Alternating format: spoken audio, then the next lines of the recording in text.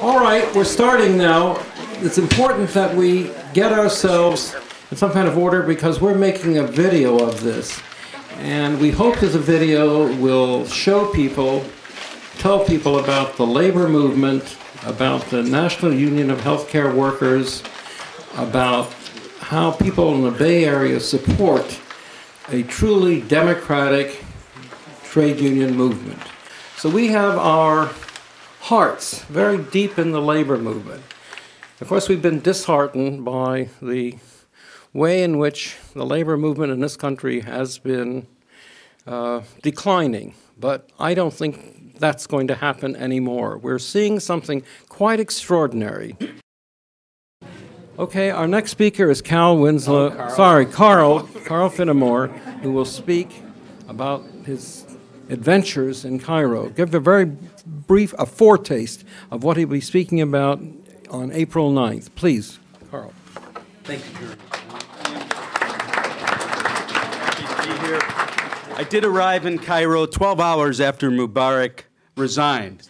It was an ordeal getting there because flights were not going towards Cairo, they were leaving. 1 million tourists that visit the country each year had completely vanished. So, as an airport worker for the last 20 years, it was very strange to enter Cairo International Airport and be virtually the only person in the whole darn airport. And that was true in Cairo. There were no tourists in Cairo. I was the only one in my hotel. As the slides will show, I'll show you some restaurants at noon hour. They were empty of tourists. But in their place were millions and millions of Egyptian people of all classes, veiled and unveiled women, young and old, who had a political consciousness that was absolutely startling and extremely important. It changed history. They will not go back. That's the common message they say. We will not go back. We haven't had dictatorship for 30 years under Mubarak and under Sadat. But they had the British occupation, they had the monarchy, and they had the pharaohs. They have never for thousands of years experienced the right to speak openly. And that is what is the power that fueled that rebellion. And what I want to talk about is the untold story of the role of the working class and the poor before the events of January 25th, during those powerful 18 days, and after. Before, the AFL-CIO records between 2004 and 2008, 1,900 work stoppages, all illegal, many of them successful. For instance, as you've heard, the textile workers in Mahala, a suburb north of Cairo, the largest textile factory in Africa, in the continent, 24,000. They waged successful strikes during the last 10 years. They just recently joined the Egyptian Federation of Independent Trade Unions, which was founded March 2nd. They just this last week won their strike, which began during the Tahrir events. 25% wage increase. They got rid of the corrupt manager and was replaced by a worker from their committee as the manager. These are common demands of the working class. So before January 25th, the working class and the poor had prepared for the battles that took place. But on January 25th and the few days after, it was the middle classes and the upper classes who had broken with Mubarak. They had tolerated Mubarak, as they often do, the upper classes, if they had space to make money. If you entered politics, it was a death sentence. But if you stayed out of politics, you could make money. But the corruption, the nepotism, the criminal enterprise of that thin regime of Mubarak and his son and the coterie around him was so narrow, so bankrupt, that it squeezed out his own allies in his class, and they broke with him.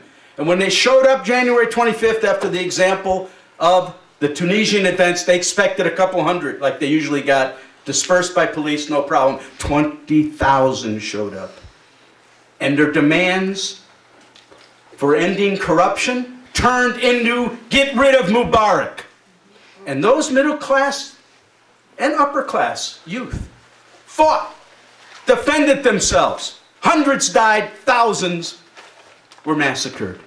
And the working class, which you know as organizers in the field, the working class, we do not lightly enter into a battle. We have more to lose. We can't go into exile. We can't bribe our way out of things. We lose a job, it's very serious. We don't have people to fall back on.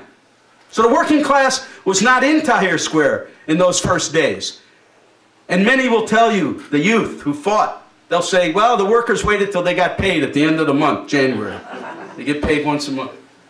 But then they showed up when they saw that those middle classes were serious. And when the working class entered the fray by spreading the strikes to 15 cities after February 3rd, that's when you saw the police disappear. That's when you have saw the army back off and continue to this day to be on the defensive, to conceding demands of the working class. That's before January 25th. During the events of January 25th, the decisive role of the working class. And now after. What does democracy mean after Mubarak leaves? Is it going to be simply parliamentary democracy? Or are we going to take the democratic victories that that revolution won and translate it into the right to organize, the right to strike, and the right to collectively bargain, the same things that are under attack in this country? That's the question. The army, the Muslim Brotherhood, and other good people that were part of the revolution, different classes, say to the workers, go back to work. You have just grievances, but go back to work. It is our country now. We'll get the money from the corrupt lawsuits that are being filed. We're throwing the Interior Ministry in jail. Mubarak and his family cannot leave Egypt. All these things are being done under the pressure of the people. But go back to work because you're bringing the economy down. And what do the workers I interviewed, the heads of these unions, say? The economy for working people has always been down. We have to make democracy produce tangible improvements in our standard of living. And that's the debate that goes on when you have a revolution that involves millions. You're going to have those polls. How it's decided will decide the future. Now, I was so proud to be in my element, in our element of this consciousness and of a sense of organization. The independent union is formed, I said, March 2nd. Healthcare workers just formed in December 2000. 12,000 of them. They just joined the independent union. The NUHW of Egypt. The Mahala workers joined. The tax collectors union, which is 50,000, just joined. Their demands are to get rid of the official union. When I met with the official union head, the government union that tried to break the demonstrators, 4 hours later, I wish I was there, it was raided by hundreds of workers demanding get out and give us our dues and get out of here and turn over all the assets to the independent union. I would have loved to have been there for that. But that's what's going on. There's a struggle and there's a fight. I'll end on this. I consider, not only do I admire these panelists, as you do, for what they've done and what they will do. Their commitment, their passion, their heart. And it's an emotional and a political thing that I'm going to give them, for them to wear and carry a little bit of the Egyptian working class sentiment with them as they go.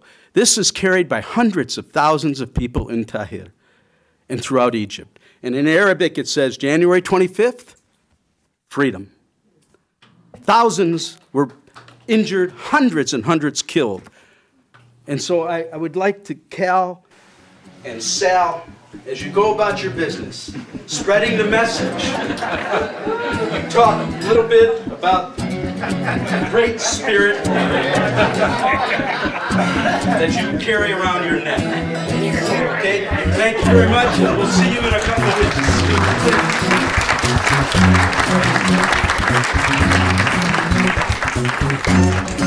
weeks.